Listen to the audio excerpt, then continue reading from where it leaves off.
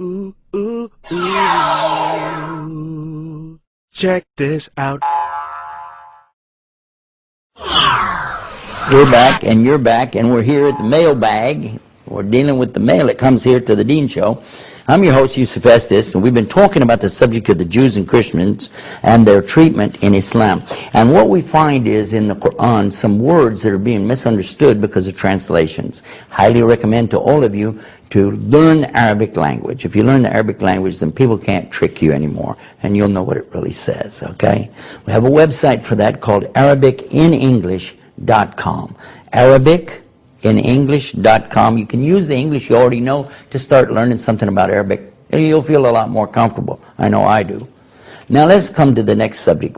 Somebody comes to us and they say, why does your book, meaning the Quran, why does your book say to kill all the Jews and Christians? Well, first of all, it doesn't say that. But still we reply back by saying, thank you for asking me about my religion. In Islam, we cannot lie. We have to tell the truth, and we have the proof to back up what we say. But sometimes people say things that are in the question is not true. So let's deal with this. What does it say in the Quran? Actually, we'll begin with the first instance of this in the Quran in chapter 2, called Surah Baqarah, the cow. Verse 190, telling us about fighting. And it says, you fight them where they fight you. But if they stop, you stop. Because otherwise you become the transgressor. Verily, Allah does not love the transgressors. Next verse, and kill them wherever you find them, and turn them out from where they turned you out. But again, it's reminding you, you have to stop if they stop. Now, let's deal with a couple of words here. Actually, in Arabic, it really doesn't say fight, and it really doesn't say kill. You know, it does and it doesn't. Let me explain why. The word fight, sometimes translated as slay, slaughter, and things like this, doesn't really work. Let me explain why. The word in Arabic doesn't change. It's from the same root. It's qitl or qital. The first instance, it's talking about engaging in mortal combat. That's why it uses a form of this word.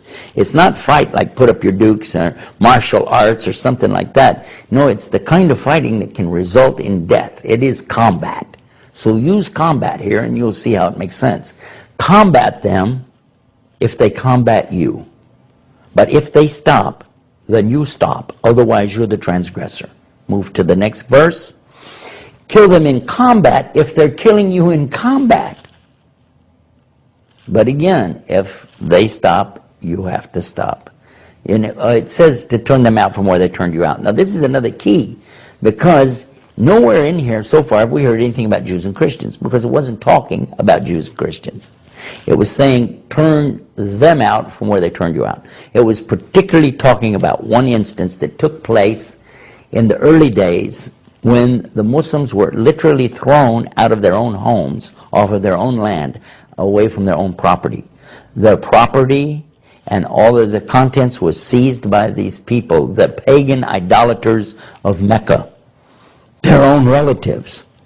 And their women were abused, raped, and they were killed and slaughtered, turned out into the desert, and left for over 2 years to die. If it weren't for the soft hearts of a few folks, they would have all died. They migrated then to Medina, a faraway city.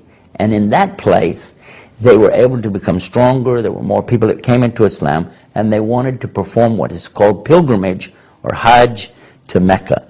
They went, but they were turned away and said, you can't come and do your religious rituals here. Even though everybody else in the whole world could come there, all kinds of religions could come and do it, but they wouldn't let these Muslims from Medina do that.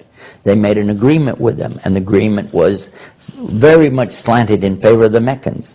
And yet the Meccans, even then, broke their agreement later. So the Muslims wanted to go, and they wanted to perform their holy pilgrimage or Hajj to Mecca.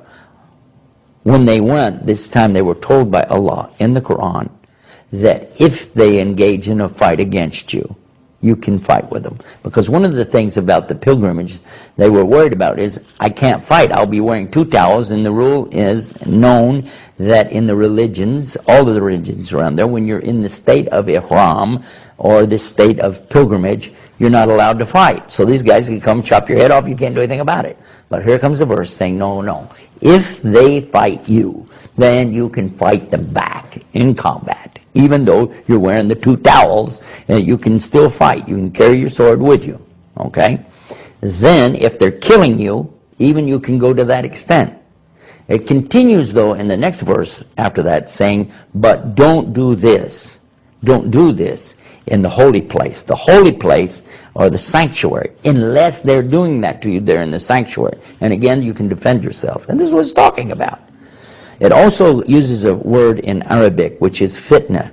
It says this qitl, this kind of combat and killing, is still not as bad as the fitna that's going to be caused if you don't do it. Because when people are killing you, this is a fitna. And you must respond back.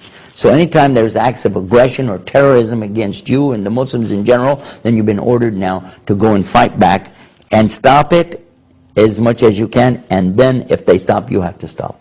I hope this clarified some of the questions you might have on this subject, and if you have more about this, I want you to visit our internet website to get clarification. Go to the IslamNewsroom.com and type in this word, harsh, in the box, and they'll give you the harsh questions. You get a list of them, or in this case, what you want to type in is combat to get this particular story. Until next time, this is Yusuf Estes saying peace. Peace be upon you. Wassalamu alaikum.